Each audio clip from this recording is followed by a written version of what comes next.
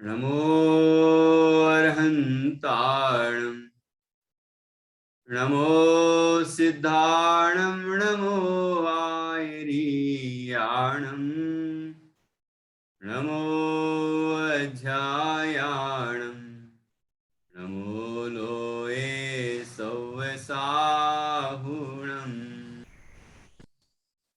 अर्हन्त सिद्ध साहु तिद्यं जिणधम वयण पडिमाहु जिण इधराए नवदेवा दिन्तु मे बोहि मंगलम भगवान वीरो मंगलम गौतमो गणी मंगलम कुंद कुंदाद्यो जैन धर्मोस्तु मंगलम सर्वमंगल मांगल्यम सर्वकल्याणकारकम प्रधानम सर्वधर्माणां जैनम जयतु शासनम जैनम जयतु शासनम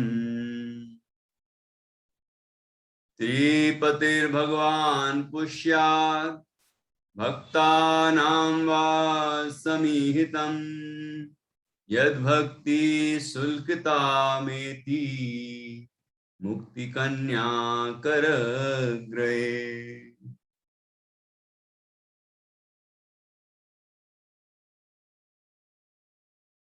आचार्य श्री बादीव सेन द्वारा रचित यह छत्र चूड़ामणि अपर नाम जीवनधर चरित्र है। इसके दो लंबों पर अर्थात दो अधिकारों पर हमारी चर्चा हो गई है। अब ये तीसरा लंब प्रारंभ हो रहा है। यहां तक हमने राजा सत्यंधर की विषयासक्ति और विरक्ति की चर्चा की, कहानी समझी जानी, और जीवनधर कुमार का जन्म और फिर किस तरह उनका पालन पोषण हुआ, ये सारी बातें समझी। फिर उनकी शिक्षा की व्यवस्था किस तरह हुई और शिक्षा देने वाले जो आर्य नंदी गुरु थे वो कौन थे, उनकी क्या कहानी थी। राजा लोकपाल के का जो कथानक है वो पूरा यहाँ पर अपन ने समझा। उसके बाद आर्य नंदी गुरु ने पुनः मुनि दीक्षा धारण करके और मोक्ष की प्राप्ति की। इसके बाद यहाँ पर जीवनधर कुमार युवावस्था को प्राप्त हुए हैं और वो बुद्धि बल, शरीर का बल और शस्त्र विद्या सभी विद्याओं में कुशल हैं, ये बात हमने जान ली। वो 23वें कामदेव थे, बहुत सुंदर थे और बहुत शक्तिशाली थे, बहुत बुद्धिमान थे, सर्व विशेषताओं से युक्त थे। वो एक महापुरुष थे, उदार चरित्र वाले थे। ऐसी सारी विशेषताओं को जाना और उन्होंने राजपुरी नगरी में जो घटना घटित हुई, ग्वालों की गायें व्याधों के द्वारा रोक ली गईं, जंगल में चुरा ली गईं, उन गायों को राजसेना भी नहीं ला पाई, व्याधों से हार के वापस आ गई। लेकिन जीवनधर कुमार ने उन सभी व्याधों की सेना को परास्त कर दिया और गायों को छुड़ा के ले आए। तो ग्वालों में अत्यंत हर्ष का वातावरण छा गया और जो नंदगोप जो ग्वालों के मुखिया थे उन्होंने अपनी कन्या देने का विचार किया, लेकिन जीवनधर कुमार ने स्वयं वह कन्या स्वीकार नहीं की। अपने मित्र पद्मास्य के लिए वह स्वीकार कर ली और पद्मास्य का विवाह नंदगोप और उनकी पत्नी गोदावरी से उत्पन्न गोविंदा नाम की जो पुत्री थी उनके साथ पद्मास्य का विवाह हो गया, जीवनधर कुमार के मित्र का विवाह हो गया। और इस तरह हमने ये जान लिया है कि ये विवाह संपन्न हुआ और यहाँ पर पूरे नगर में जीवनधर कुमार के शौर्य की चर्चाएं भी चलने लगी। अब आगे क्या घटना घटित होती है उसके बारे में हम यहाँ पर जानते हैं। और देखिए, तीसरा लंब प्रारंभ हो रहा है। इसके अनंतर गोविंदा से विवाह कर पद्मास्य आनंद पूर्वक रमण करते हुए और वीर लक्ष्मी को प्राप्त करके जीवनधर कुमार के सानंद रहते हुए वहां जो वृत्तांत हुआ उसको कहते हैं। क्या क्या बातें हुई? दो बातें हुई। एक तो पद्मास्य गोविंदा के साथ सुखपूर्वक निवास करने लगे और जीवनधर कुमार वीर लक्ष्मी को प्राप्त करके सुखपूर्वक निवास करने लगे। मतलब विजय लक्ष्मी प्राप्त की ना, उन्होंने अपनी वीरता का प्रदर्शन किया और विजय श्री को उपलब्ध किया, तो इस तरह उनका यश फैलने लगा। और इस तरह ऐसे दोनों जीवन अपना बिताने लगे। तभी वहां पर एक वृत्तांत हुआ, एक घटना घटी। वो क्या घटना घटी है? अब नई उपकथा है। ये नई उपकथा है। ये अब यहाँ पर अपन पढ़ते हैं। उस पुर में रहने वाले श्रीदत्त नाम के एक वैश्य थे। उन श्रीदत्त सेठ ने धन कमाने की वांछा की तो ठीक ही है। धन की आशा किसके नहीं होती है? उस कहां पर? उस पुर में, मतलब उसी राजपुरी नगरी में।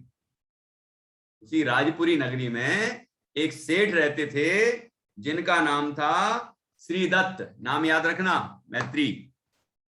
श्रीदत्त नाम के सेठ थे। उनके मन में कौन सी इच्छा पैदा हुई? धन कमाने की। ये तो बहुत बड़े श्रेष्ठी थे, बहुत धन था उनके पास, लेकिन लोगों की भावना होती है कि और धन कमाएं, तो उनकी ही भावना हुई है कि नहीं? तो अब यहाँ पर लिखा है, ये तो नीति है, लोक नीति है, लोक व्यवहार की बात है कि धन की इच्छा प्रत्येक मनुष्य को होती है ना। और धन के बारे में बहुत कुछ कह आए हैं, आगे भी बहुत कुछ कहने वाले, क्योंकि धन को जीव अपने प्राणों से भी प्यारा मानता है, तो उसके बारे में चर्चा तो बनती है। क्योंकि जब तक चर्चा नहीं होगी और यथार्थता नहीं समझ में आएगी, तब तक उसको प्राण मानना कैसे छोड़ेगा। हम चैतन्य प्राणों से जीते हैं, 10 प्राण भी व्यवहार से हैं, पर ये 11वां प्राण जो धन है वो उससे क्या जिएंगे हम। लेकिन जीव मोह से धन को अपने प्राणों से भी अधिक प्यारा मानता है। तो अब यहाँ आचार्य आगे बढ़ते हैं और कहते हैं, फिर उन्होंने धन कमाने का कारण और उसका फल विचारा। इन्होंने नित्या बताओ, इन्होंने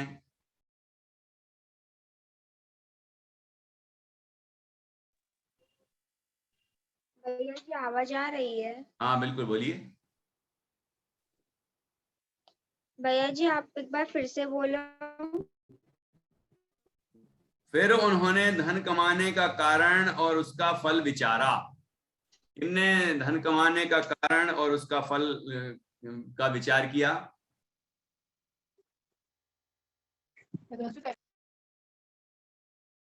चलो कोई बात नहीं, प्रतिष्ठा तो जरूर बता देगी, नहीं तो फिर यहाँ हाथ खड़े हो रहे हैं। देखो जान्या ने भी हाथ खड़ा किया। नित्या है। हाँ, प्रतिष्ठा कमाल की है, ये बहुत होशियार बच्ची है। श्रीदत्त सेठ ने, बिल्कुल ठीक। श्रीदत्त नाम के जो सेठ की बात चल रही है ना, उनने पहले विचार किया। ऐसे नहीं कि वे नहीं विचारे धन कमाने चले गए। भाई धन क्यों कमाना है? इतना धन है हमारे पास, धन कमाने की जरूरत क्या है कि नहीं?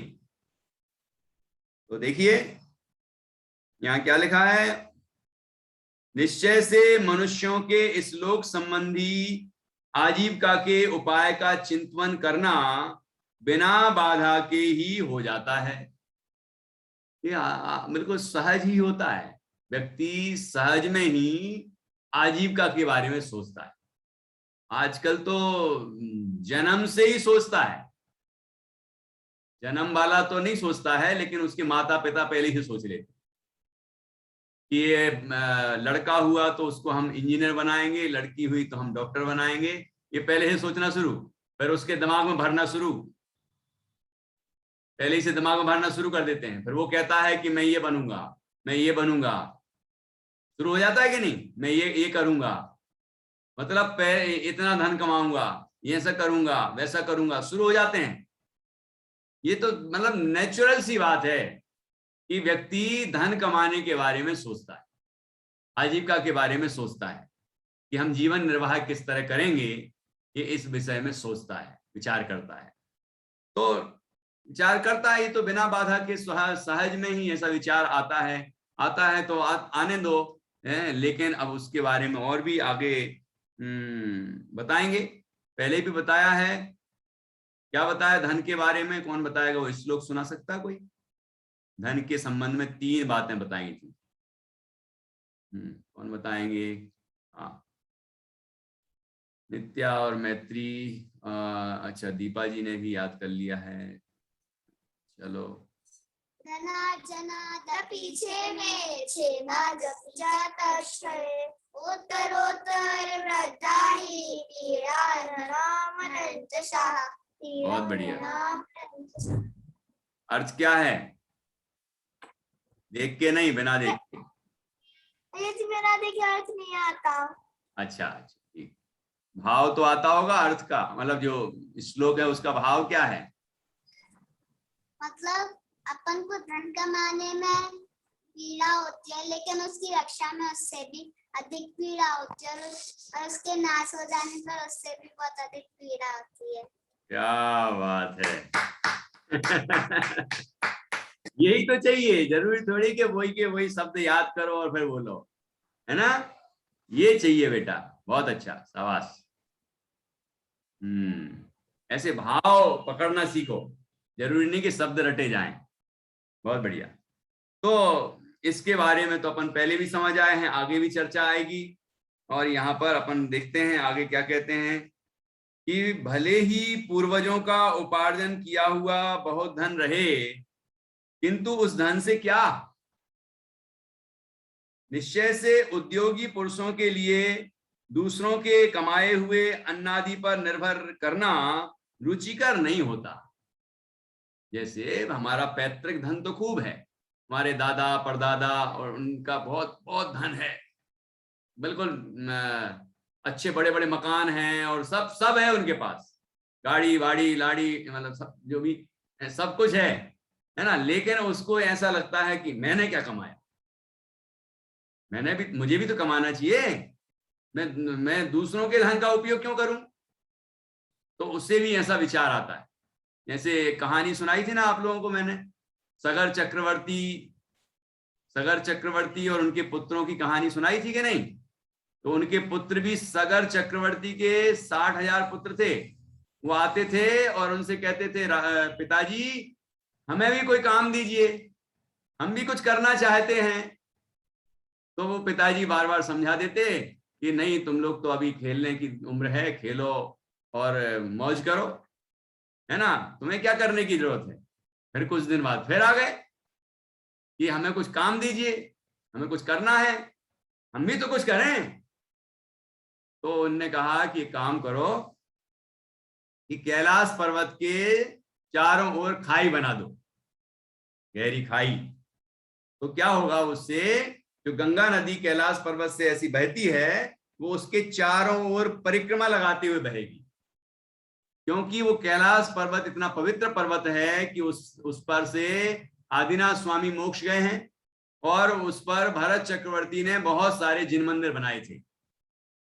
और भरत चक्रवर्ती के बाद अगले चक्रवर्ती तो सगर चक्रवर्ती हुए हैं। तो उनने कहा कि वहां पर जिन मंदिर बने हुए हैं भरत चक्रवर्ती के द्वारा बनाए गए हैं, तो तुम लोग उसके चारों ओर परिक्रमा बना दो, तो उसमें से वो गंगा नदी उसकी परिक्रमा करते हुए आगे बढ़ेगी। तो ये एक अच्छा काम हो जाएगा, चलो जाओ। और उसके लिए एक अपना अस्त्र भी दे दिया कि लो इससे करना, तो फटाफट काम हो जाएगा। अब मैं पूरी कहानी नहीं सुना रहा हूं, मेरा तो इतना ही कहना था कि चक्रवर्ती के जो पुत्र हैं उनको क्या कमी है, लेकिन फिर भी वो सोचते हैं कि मुझे भी कुछ करना है, ठीक है ना।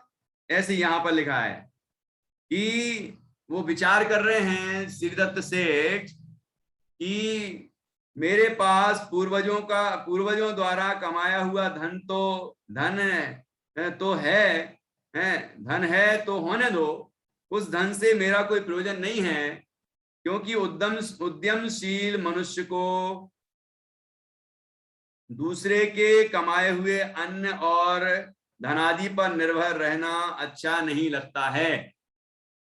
ठीक है, ये नीति है, लोक नीति। आगे देखिए फिर क्या होता है, ये सब श्रीदत्त सेठ विचार कर रहे हैं। स्वसंचित धन यदि आमदनी से रहित और व्यय से सहित है तो बहुत भी समाप्त हो जाता है। निश्चय से हमेशा उपयोग में आने पर पर्वत भी एक दिन समाप्त हो जाता है। क्या कह रहे हैं कि पर्वत का उपयोग किया जाए और उसमें से मान लो लोग कुछ खोद लाते हैं, खोदते जाएं ना, मतलब उपयोग करते हैं ना, तो वो पर्वत भी एक दिन समाप्त हो जाएगा।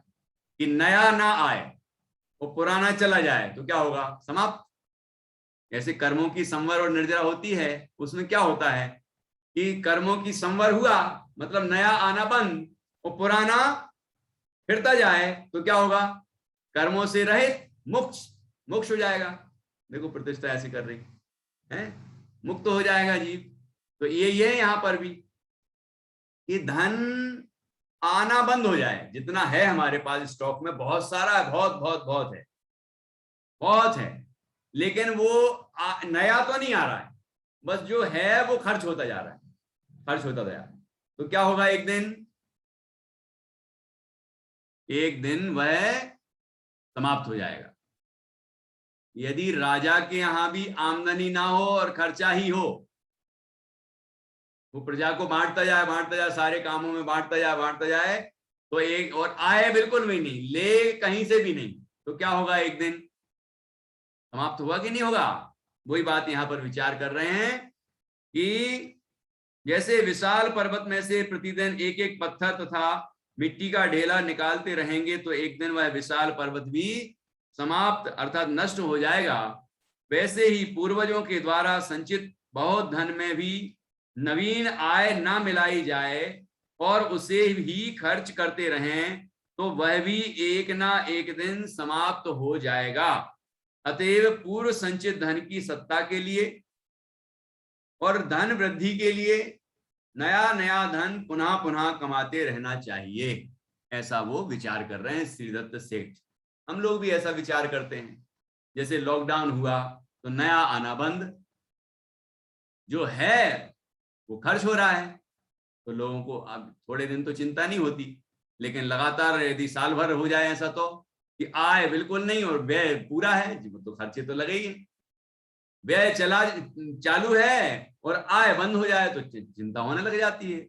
बड़े बड़े लोगों को चिंता हो गई, जो करोड़पति अरबपति लोग हैं, खरबपति लोग हैं, उनको भी चिंता हुई कि नहीं हुई कि आ तो है ही ना, जा रहा है बस, और उनसे ही अपेक्षा है कि दान भी दो। देश के लिए उनने दिया करोड़ों रुपए, तो देना भी है उनको, मतलब जा तो रहा है लगातार किसी ना किसी तरह से, अपने खर्चे में भी जा रहा है, दान भोग है ना, दान भी हो रहे हैं, भोग भी हो रहा है, सब हो रहा है ना, लेकिन नया नहीं आ रहा है। तो अब फिर उनको चिंता हो गई कि यदि लॉकडाउन नहीं खोले तो क्या होती है नहीं। तो ये सांसारिक जो स्वरूप है, लोगों की मानसिकता है, उसके बारे में यहां पर बताया जा रहा है। ठीक है, तो देखिए फिर क्या आगे बोलते हैं आचार्य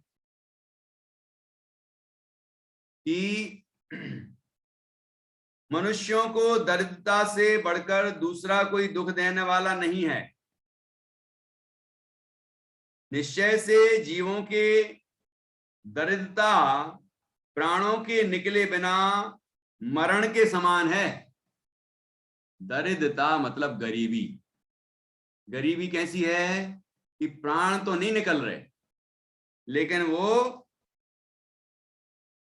प्रति समय जैसे कहते हैं ना मर मर के जी रहा है ना, मरण के समान है, ऐसा लिखा है। दरिद्रता में जीव मरण का अनुभव करता है कि जब जब देखो कोई अपमानित कर देता है, जब देखो कोई मान लो खाना नहीं मिल रहा है, पीना नहीं मिल रहा है, और भी जो दिक्कतें हो रही होंगी वो सब होती हैं, तो व्यक्ति दरिद्र मतलब गरीब, वो दुखी होता रहता है। ठीक है ना। तो यहाँ कह रहे हैं इस तरह दरिद्रता से तो बहुत दुख होता है, गरीबी तो बहुत दुखदाई होती है। मनुष्य को दारिद्र से बढ़कर अन्य कोई बड़ा दुख नहीं है, क्योंकि दरिद्रता मनुष्य को प्राणों के निकले बिना ही जीवित मरण है। जीवित तो है वो, लेकिन मरण के समान। ठीक है।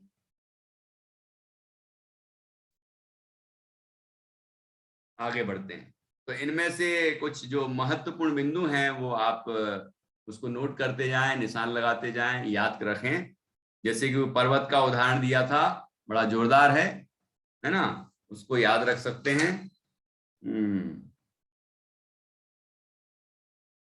सर्वदा भुज्यमानो ही पर्वतोपि परीक्षयी, ऐसी ये सूक्ति बन जाएगी, तो उसको याद किया जा सकता है। वैसे तो ये पूरा 5वां श्लोक सूक्ति है। ठीक है। ऐसी बच्चों के जो नीति के श्लोक होते हैं, सुभाषित होते हैं, वो इसी तरह के तो होते हैं कि जिसमें इस तरह के उदाहरण देके अपनी बात कही जाती है। ठीक है। चलिए, तो इसमें भी ये बात कही जो कि श्लोक के माध्यम से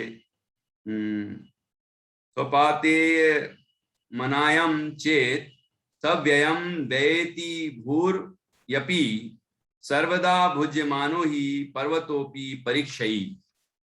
स्वसंचित धन यदि आमदनी से रहित और व्यय से सहित है तो बहुत भी समाप्त हो जाता है। जैसे कि लौकिक में कहा जाता है, कहते हैं ना, आमदनी जितनी चादर हो उतने ही पैर पसारना चाहिए, उससे ज्यादा पसारेंगे तो क्या होगा, बाहर निकल जाएंगे, है ना। जितनी आमद है, आमद कम और खर्चा ज्यादा, ये लक्षण है मिटवे के। और ताकत कम और गुस्सा ज्यादा, ये लक्षण है पिटवे के। ऐसी कहावत है। तो ऐसी ये कहावत भी है। तो लौकिक लोगों के लिए तो ये जो लिखे हैं, ये सूक्तियां, ये सुभाषित, ये नीति श्लोक हैं। ये लौकिक में ये ऐसे ही चलता है, ये बातें कही जाती हैं कि इसलिए प्रेरणा दी जाएगी कि भाई कमाते रहना चाहिए। जैसे कि एक इंग्लिश में सूक्ति वो है ना, अर्न वाइल लर्न, है ना, कमाते हुए सीखते हुए कमाओ भी, मतलब कमाई के बारे में प्रेरणा है वो। तो यहाँ भी ये कह रहे हैं कि यदि हमारे पास बहुत धन है, लेकिन यदि हमारी नई आमदनी ना हो तो एक दिन वो समाप्त हो जाएगा। इसलिए हमेशा नया भी आते रहना चाहिए, ऐसा यहाँ पर ये सेठ जी विचार कर रहे हैं, श्री दत्त सेठ। आगे देखिए क्या होता है।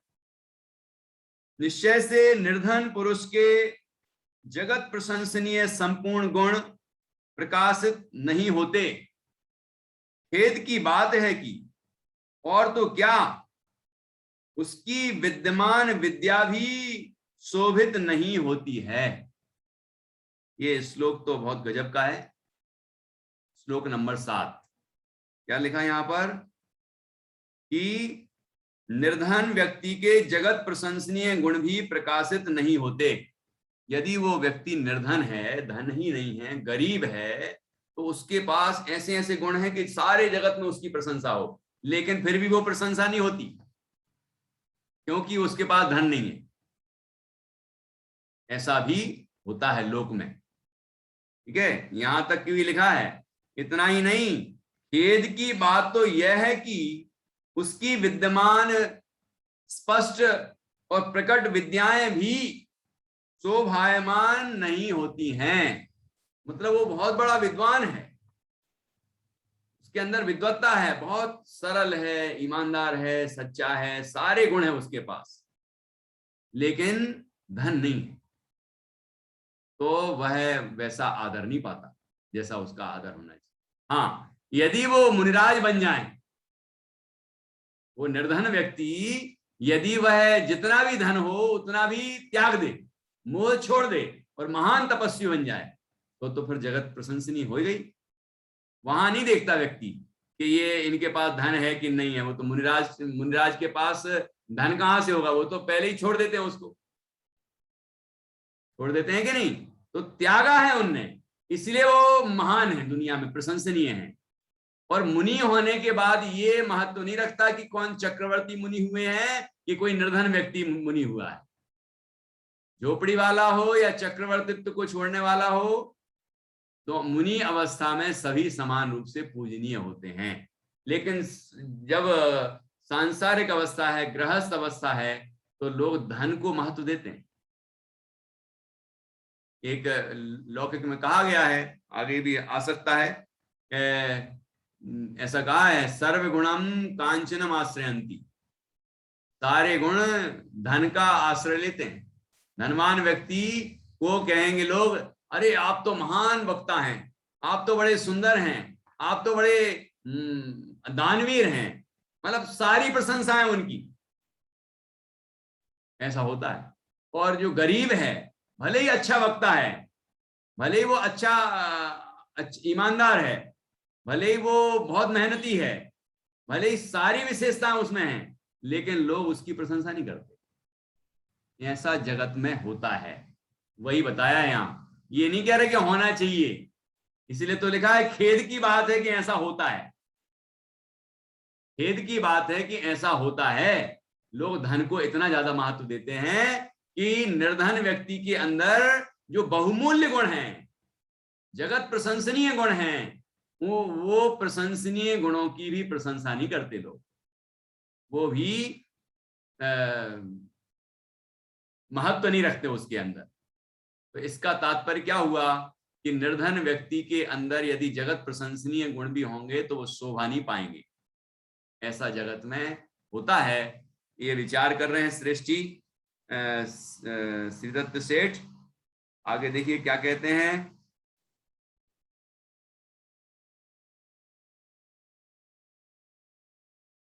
अब यदि कोई निर्धन है तो क्या करना चाहिए उसको, कि उसको अपना आत्मविश्वास डिगने नहीं देना चाहिए, उसको अपना परिश्रम का कार्य करते रहना चाहिए, उसे ईमानदारी का साथ नहीं छोड़ना चाहिए, उसके अंदर जो अच्छे गुण हैं उनको नहीं छोड़ना चाहिए, उनको ही बढ़ाना चाहिए, तो उसका पुण्य बढ़ेगा।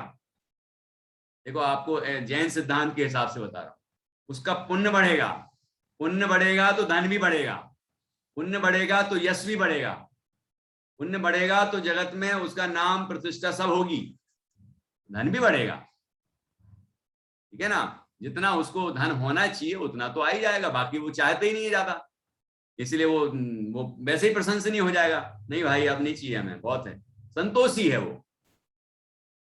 लेकिन जो निर्धन है और धन की तरफ वह इस तरह देखता है, जैसे आगे बताया है, आगे बताया 8वें श्लोक में क्या बताया है, वह दरिद्र पुरुष दरिद्रता से ठगाया हुआ कुछ नहीं कर सकता, बहुत कहने से क्या, वह दरिद्री पुरुष अभिप्राय सहित धनिक पुरुषों के मुख की ओर देखता है। ये लाइन बहुत जोरदार है, कैसे देखता है वो, निरंजन जी क्या लिखा है यहां पर, बहुत महत्वपूर्ण बात लिखी है कि वह दरिद्री पुरुष अभिप्राय सहित, क्या मतलब अभिप्राय का, उसका इरादा क्या है, वो यदि धनवान जेब में ऐसा हाथ डाल रहा हो तो उसको लगता है कि ऐसा नहीं, धन देने वाले हैं क्या, और फिर जब नहीं निकला कुछ और ही निकाला उनने, मान लो चश्मा ही निकाला होगा, तो अरे मतलब कोई ऐसा करे तो भी उसको लगे अरे हमें मिलने वाला है वो, तो ये कहलाता अभिप्राय। अभिप्राय क्या है, मतलब इरादा क्या है, इंटेंशन क्या है, कि जहां देखो उसको धन, ऐसा लगता है कि कोई दे दे, कोई दे दे, कोई दे दे। ये दयनीय स्थिति होती है, इसलिए वो निंदनीय होता है। जैन सिद्धांत ये कहता है कि निर्धनता होने पर भी कोई व्यक्ति अपने गुणों को संभाले रहे और उसको ही बढ़ाए तो उसका पुण्य भी बढ़ेगा और बाह्य धन संपदा ऐश्वर्य सारा बढ़ेगा। लेकिन कोई धन रहित है, निर्धन है, और वह धनवानों की तरफ अभिप्राय दृष्टि से देखता रहे कि कब ये जेब में से धन निकालें और मुझे दे दें, ऐसा यदि अभिप्राय होगा तो वो प्रशंसनीय नहीं हो सकता। क्योंकि धनवान यदि 1 रुपया भी देगा तो ले ले ले ऐसे करता, अपमान करेगा। जैसे मान लो अपन भोजन कर रहे हो, वो एक जीवनधर कुमार थे और एक हम लोग हैं, हम भोजन कर रहे हैं और बाहर कोई भिखारी आ जाए तो अपने अंदर कैसे भाव आते हैं सोचो। वो ऐसे ही देख रहा हो कि बिल्कुल अभिप्राय, मतलब समझिए आप कि वो ऐसे भोजन को देख रहा है लालसा से कि ये हमें थोड़ा 1 रोटी का टुकड़ा ही दे दे, तो कैसी स्थिति बनती है। और जीवनधर कुमार के कैसे भाव आया सोचो। ये 2 तरह के लोग हुए। जीवनधर कुमार को ऐसा भाव आया कि अरे ये व्यक्ति भूखा है, रसोइये को आदेश दिया इनको भोजन कराइए, ठीक है ना, और हम क्या करेंगे, चलो हटो वहां से, कहां से आ गया। यदि ऐसा हम करते हैं तो सोचिए क्या है। तो अब मुझे तो ये तो अपनी तरफ से बात की हमने, अब उसकी तरफ से सोचना है, क्योंकि निर्धन व्यक्ति की बात की गई है। निर्धन व्यक्ति किस तरह अभिप्राय से देखता है, इसलिए उसका जगत में तिरस्कार होता है। लेकिन कोई निर्धन है भले ही, लेकिन वो अपने गुणों को हीन नहीं समझता, अपने गुणों को पर अड़े रहता है और स्वाध्याय, चिंतन, मनन, आराधना, भगवान की भक्ति और दया, मतलब अच्छे अच्छे भाव रखता है और अच्छे काम करता है, तो वह जगत में अपने आप प्रशंसनीय हो जाता है। और ये साथ में धन भी आएगा, धन भी होगा, इतना धन होगा उसके पास कि उसको किसी की तरफ लालसा से नहीं देखना पड़े। लालसा से देखता है तो तिरस्कार होता है, लालसा से ना देखे और जितना है उतने में संतुष्ट रहे तो काय को तिरस्कार होगा। ठीक है ना, देखो फिर से पढ़ते हैं। निर्धनता द्वारा ठगाया हुआ मनुष्य किन कर्तव्य विमूढ़ अर्थात कर्तव्य के विचार से शून्य हो जाता है। क्या करना चाहिए क्या नहीं करना चाहिए इस विचार से शून्य हो जाता है। अन्य बातों की तो क्या चर्चा करें, वह निर्धन मनुष्य कुछ मिलेगा इस आशा से धनवान मनुष्यों का मुख ताकने लगता है। उनका मुख ही देखता रहता है कब वो कृपा करें और कब मिल जाए। ठीक है ना, तो ऐसा भाव होगा तो गड़बड़ है, इसीलिए यहां पर लिखा है कि वो तिरस्कार का पात्र होगा। चलो आगे बढ़ते हैं। यहाँ और थोड़ी बहुत महत्वपूर्ण बात लिखी, उसको भी पढ़ते हैं। जिसे अपने आत्म वैभव की खबर ही नहीं है और जो धन को ही जीवन का सर्वस्व मानता है, ऐसे अज्ञानी व्यक्ति को धन के अभाव से अपना जीवन व्यर्थ लगने लगता है, अतः उसे धनवान लोग भगवान लगते हैं। वे मुझे कुछ दे देंगे इस भावना से उनका मुंह ताकने लगता है। ऐसा विचार करते हुए श्रीदत्त सेठ धन कमाने के कारणों का चिंतन करने लगे, इसलिए वो सोच रहे हैं कि धन कमाना चाहिए। ठीक है ना, तो कारण भी बता दिया कि कौन व्यक्ति जो निर्धन, तो देखो निर्धन 2 तरह के व्यक्ति हो सकते। आपने देखा है, मैंने खूब पढ़ा अभी जब हिंदी से एमए किया तो उसमें पढ़ा कि हमारे जितने भी लेखक और जितने भी कवि हैं जिनके मतलब जो साहित्य में पढ़ते हैं हमारे बच्चे, जो किताबों में पढ़ते हैं ना बड़े बड़े लोग, तो उनकी कोई बड़ी संपन्न दशा नहीं थी। 1-2 होंगे जो संपन्न थे, लेकिन बाकी सब निर्धन अवस्था में थे, मतलब मध्यम वर्गीय तो थे ही, वो कई निर्धन ही थे। लेकिन उनने अपना काम नहीं छोड़ा, लेखनी चलती रही, अच्छे विचार करते रहे, और वो जो अनुभव किया उनने, वो जो अनुभव किया दरिद्रता में, गरीबी में, वो उस बात को उन्होंने लिखा और आज वो बड़े बड़े किताबों में लिखे जाते हैं उनके लेख और बड़े बड़े लोग उस पर पीएचडी करते हैं। लेकिन उस समय तो निर्धनता थी ना उनके, तो निर्धन ऐसे लोग भी हैं, निर्धनता तो थी लेकिन वो उनने निर्धनता की अनुभूति नहीं की। मतलब ये कि निर्धनता के कारण वो झुके नहीं, वो अपने कार्य में लगे रहे, तो आज उनकी कितनी प्रशंसा हो रही है सोचिए। उस समय भी होती थी प्रशंसा, आज भी हो रही है। और दूसरा व्यक्ति वो कि निर्धन है और धनवानों के लिए ही लिखता रहे, लेखक है, उनकी प्रशंसा कर दी, 2-4 लाइनें प्रशंसा में कह दी, उनने न्यौछावर दे दिया, लो भैया लो। हैं, राजाओं के यहाँ जो कवि रहते थे ज्यादातर ऐसे ही कवि होते थे, चापलूस कवि।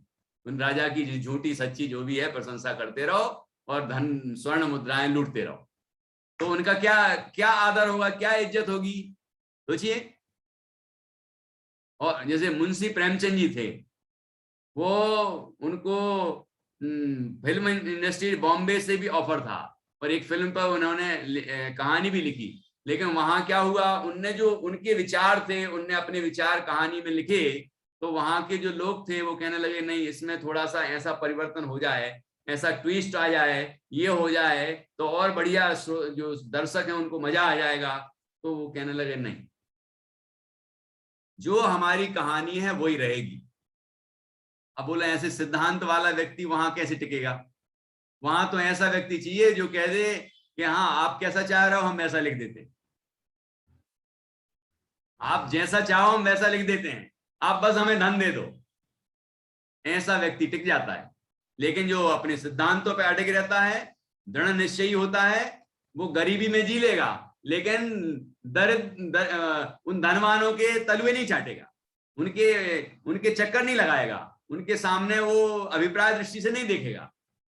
तो ऐसे बड़े बड़े लेखकों को मैंने पढ़ा है और ऐसे अपने धार्मिकों में भी ऐसे बड़े बड़े कवि हुए हैं एक से एक, लेकिन उनकी स्थिति आर्थिक स्थिति कमजोर थी, फिर भी वो जीवन में कभी डिगे नहीं, अडिग रहे। वह उन्होंने लालसा नहीं की कि लोग हमें कुछ दें। कवि भागचंद जी थे, आर्थिक स्थिति कमजोर थी, वो एक उनके भजन तो खूब प्रसिद्ध थे लेकिन वो उतने प्रसिद्ध नहीं थे। मतलब उनकी उस जमाने में ये थोड़ी चलता था कि फोटो अभी यहां से हम भेजें और लाखों लोगों के पास पहुंच जाए, वहां वो थोड़ी चलता था। भजन तो खूब प्रसिद्ध थे उनके, है ना, लेकिन वो उनको लोग नहीं जानते थे ज्यादा। वो एक बार एक सभा में पहुंचे, वहां पर प्रवचन सुनने बैठ गए, प्रवचन सुनने बैठे तो बाद में फिर भजन होते थे तो उनने भी एक भजन गा दिया, तो लोग कहने लगे अरे भैया ये तो भागचंद जी का भजन है, ये बड़ा सुंदर भजन है, वाह आपको कहां से मिला, इतना बढ़िया भजन गाया आपने। भागचंद जी का भजन है,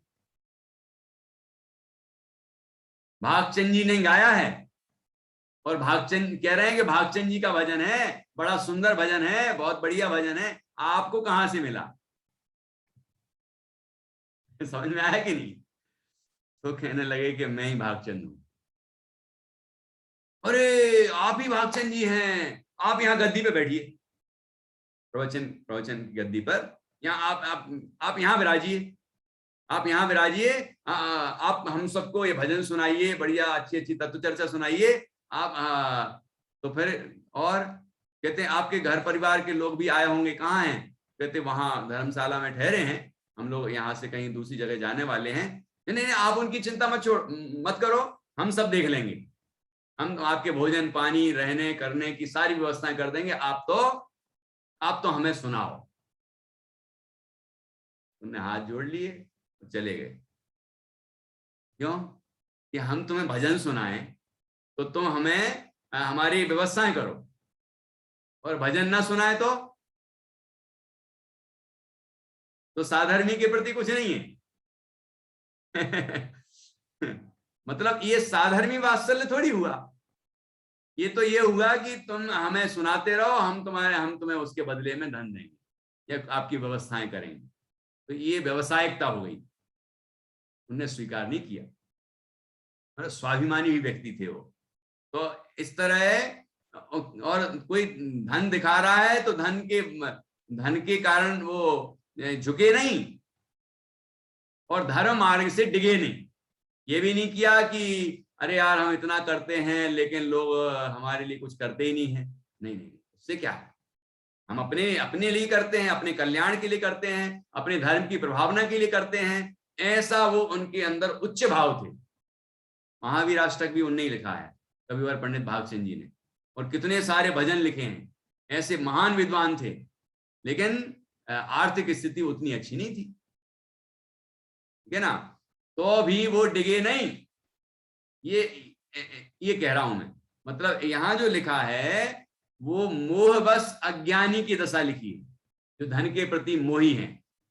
ये उनकी ज्ञानियों की दशा नहीं है कि निर्धन होने पर भी वो धन की कामना नहीं करते। और मुनिराज होते हैं वो तो निर्धन ही होते हैं, लेकिन रत्नत्रय का धन होता है उनके पास, और रत्नत्रय का धन होता है इसलिए जगत पूजनीय होते हैं।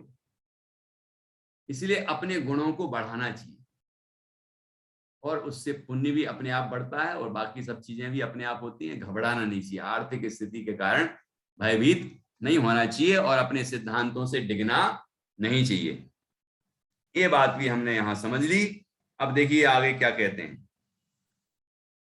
अब धन की सार्थकता भी बता देते हैं आचार्य। ये सब कौन विचार कर रहे हैं? श्री दत्त सेठ। निश्चय से मनुष्यों के धन की प्राप्ति का फल सज्जन पुरुषों का पोषण करना ही है। निश्चय से कौवे के लिए ही है प्रिय फल जिसका ऐसा नीम का वृक्ष आम के वृक्ष की तरह प्रशंसनीय नहीं होता है। नीम का वृक्ष आम की तरह प्रशंसनीय हो सकता है क्या? नीम का वृक्ष कड़वा होता है ना, वृक्ष के जो भी पत्तियां होंगी, फल होंगे, सब कड़वे होते हैं ना, तो नीम की जो निमोड़ी होगी वो भी कड़वी होगी। और आम है, और आम के जो फल आते हैं आम के पेड़ से, तो वो आम के फल प्रशंसनीय होंगे कि नीम की निमोड़ी प्रशंसनीय होगी? कितना प्रैक्टिकल उदाहरण दिया है, देखो। जैसे मात्र कौवे के लिए ही उपयोगी फल देने वाला नीम का वृक्ष आम के वृक्ष के समान प्रशंसनीय नहीं है। वो निमोड़ी कौन खाता है? कौवा। लिखा है ना, कौवा खाता है। जैसे मात्र कौवे के लिए ही उपयोगी फल देने वाला नीम का वृक्ष, वो नीम की जो निमोड़ी है कौवा खा लेता है, कौवे को अच्छी लगती है ना। अलग अलग चीजें अलग अलग जीवों को रुचती हैं, इसलिए ऐसा नहीं समझे कि अरे हमें तो रुचती नहीं और उसको कैसे पसंद आती होगी। ये वो अपनी अपनी रुचि है, ठीक है। लेकिन यहाँ बोला है कि कौवे को जो रुचता है, क्या वो जगत को भी रुचेगा? क्या वो आम की तरह प्रशंसनीय हो जाएगा कि नहीं? अतः मनुष्य के धन का उपयोग मात्र सज्जनों के हितार्थ ही प्रशंसनीय है। अब देखो धन की सार्थकता किसमें, वो बता रहे हैं कि धन यदि हमारे पास है और वह सज्जनों के हित के लिए लगे, ठीक है, वह धर्म की प्रभावना में लगे, धर्मात्माओं की सेवा में लगे, मुनिराजों की आहार आदि चर्या में लगे, और भैयावृत्ति में लगे, और भी अनेक कार्य धर्म प्रभावना के होते हैं उन सब में लगे, जिनवाणी के प्रकाशन में लगे, मंदिर के निर्माण में लगे, साधर्मी के प्रति वात्सल्य में लगे, ये हमारे जो बच्चे हैं उनकी पढ़ाई लिखाई में लगे, है ना। और जो बच्चे कमजोर परिस्थिति के हैं लेकिन वो जैनी बच्चे हैं, वो धर्म सीखना चाहते हैं, वो आगे बढ़ना चाहते हैं, तो उनको हम सहायता करें, इसमें हमारे धन की सार्थकता ये बताया है, ठीक है। धन की सार्थकता सज्जनों के हितार्थ व्यय करने में ही है। समय हो गया आज का। और धन की निरर्थकता ये और अपन पढ़ लेते हैं। और इस लोक और परलोक में हित को करने वाली दुर्जन मनुष्य पुरुषों की वस्तु सुख को देने वाली नहीं है। निश्चय से जैसे नदी का जल मीठा जैसे नदी का मीठा जल लवण समुद्र में जाने पर निरर्थक हो जाता है। नदी का मीठा जल, गंगा नदी हो या कोई भी नदी हो, नदी का जल मीठा है, लेकिन वो जाएगा कहां? समुद्र में ही जाएगा ना। तो समुद्र में जाने के बाद क्या स्थिति होगी? लवण समुद्र में जाएगा। लवण समुद्र, लवण का मतलब ही नमक होता है, खारा। तो मीठा जल भी खारे न समुद्र में जाएगा तो क्या होगा उसका हाल? खारा ही हो जाएगा वो भी। ऐसे ही हम अपने धन का उपयोग दुर्जनों के लिए लगाएं, पाप कार्यों में लगाएं, तो क्या होगा? वो धन व्यर्थ जाएगा। नदियों का मधुर जल भी जैसे लवण समुद्र में जाकर खारा हो जाता है, पीने के योग्य नहीं रहता, वैसे ही दुर्जन मनुष्यों के लोक परलोक के हितकर उत्तम पदार्थ भी निष्फल हो जाते हैं। अतः दुर्जनों को दान में दिया हुआ धन निरर्थक ही जाता है। अब अपन विचार कर लें कि हमारा धन किस किस तरह से दुर्जनों के पास जा रहा है। किस तरह से अपन को सोचना कि यदि कोई अच्छा व्यक्ति है और उसके यहाँ उसकी दुकान है, तो हम उसके यहाँ से खरीदना पसंद करेंगे, या कोई तरह का लालच देगा हमें, हैं, और हम भले ही वो दुर्जन है, हमें पता है कि कैसा व्यक्ति है और क्या उपयोग करेगा उस पैसे का, तो हम रुपए 2 रुपए के लालच में उसके यहाँ से वस्तुएं खरीदेंगे। ये सज्जन व्यक्ति है, उसकी दुकान में फिक्स रेट है, बच्चा भी जाए तो भी उसी रेट में मिलेगा, लेकिन उस बिल्कुल अच्छा व्यक्ति है, सज्जन है, और वो दया दान आदि कार्य भी करता रहता है, बढ़िया आदमी है। मतलब उसको यदि लाभ होगा तो उसका अंश अच्छे कार्यों में जाने वाला है, और वो दुर्जन को लाभ होगा तो बुरे कार्यों में जाने वाला है, शराबी कबाबी कार्यों में जाने वाला है। तो बताओ कि हम किसके यहाँ अपने वस्तुएं खरीदने का विचार करेंगे? सोचिए, हैं, जहां रुपए 2 रुपए की छूट मिल रही होगी वहीं तो जाएंगे। तो विचार कर लीजिए कि ऐसा हमें करना चाहिए कि नहीं करना चाहिए। ये तो मैंने छोटा सा उदाहरण दिया। ऐसे ही शिक्षा प्राप्त करनी है तो कौन से स्कूल में जाएं? वस्तुएं खरीदने हैं तो कहां, कौन सी दुकान पर जाएं? कोई काम हमें करवाना है तो किससे करवाएं? बहुत सारे सब तरह के गृहस्थ हैं तो सब तरह के काम होते हैं ना, तो किसको लाभ मिले ऐसा हमें प्रयास करना चाहिए। सज्जनों को लाभ मिले ऐसा कार्य करना चाहिए। उनको हम, क्योंकि हमें पैसा तो कहीं भी खर्च करना ही है, तो ऐसी जगह खर्च करें, ऐसे व्यक्ति को दें कि जिससे कि उसको उसके पास पहुंचेगा तो वो अच्छे कार्य करेगा, अच्छे कार्यों में लगेगा। तो ऐसा हमें विवेक रखना चाहिए। तो ये बात कह रहे हैं यहाँ पर कि दुर्जन को दिया हुआ धन वो निरर्थक ही जाता है, व्यर्थ ही हो जाता है। इसलिए निर्धन व्यक्ति इसलिए दुर्जनों को, दुष्टों को, पापियों को दान नहीं देना चाहिए, धन नहीं देना चाहिए, लाभ का पात्र नहीं बनाना चाहिए। अब लेकिन पंचम काल में ऐसा ही है। कलयुग के नियम बताए, कलयुग में क्या होने वाला है वो आचार्यों ने जो लिखा पद्म पुराण में, क्या लिखा है? लोग मायाचारियों को पैसा देंगे और विद्वान कष्ट पाएंगे। लोग विद्वानों को नहीं देंगे, सज्जनों को नहीं देंगे, किसको देंगे? मायाचारियों को देंगे, पापियों को देंगे। ऐसे ऐसे वो जो पंचम काल के बारे में कहा है, तो ऐसी दुर्दशा है।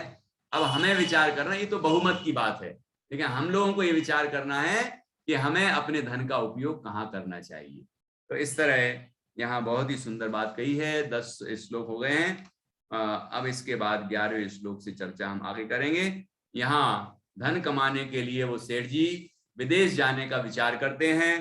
फिर विदेश जाएंगे तो क्या होगा, और विदेश से जब लौटेंगे तब क्या घटना घटने वाली है, और वो घटना जो घटेगी बड़ी जोरदार है। और अब जीवनधर कुमार की इस अध्याय में, इस लम्ब में विवाह होने वाला है, उसी की तैयारी चल रही है, उसी की भूमिका हो रही है। तो अब क्या क्या घटना घटेगी और आचार्य उसके माध्यम से कितनी बढ़िया नीतियां सिखाने वाले हैं हमें, है ना। बहुत जोरदार प्रकरण है आगे का, तो अब उसको कल पढ़ेंगे। आज थोड़ा लेट शुरू हुआ और लेट भी खत्म हुआ है, लेकिन ऐसा ना समझें कि ये लेट ही शुरू होगा, समय से शुरू होगा, समय से पूर्ण होगा। तो अपन 8:15 पे कल मिलेंगे। अब हम जिनवाणी स्तुति करते हैं।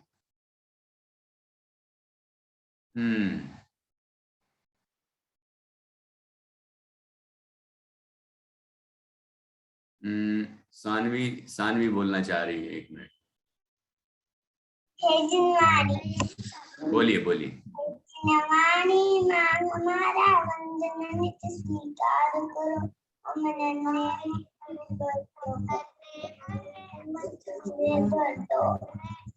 बहुत बढ़िया। ये गीत कुसुम की जिनवाणी वंदना कविता सुनाई।